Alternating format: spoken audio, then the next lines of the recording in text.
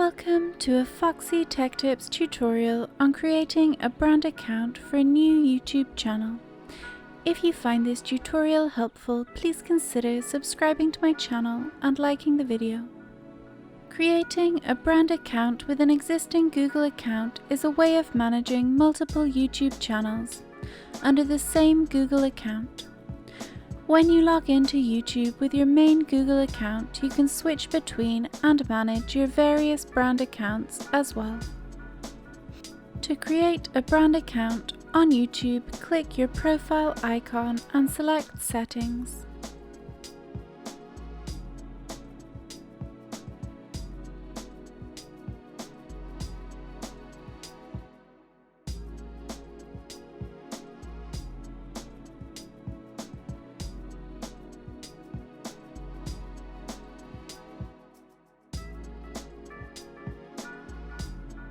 This will take you to the brand creation screen.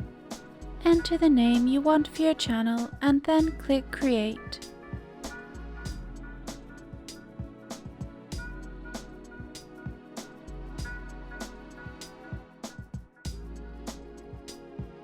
Your brand account is now created.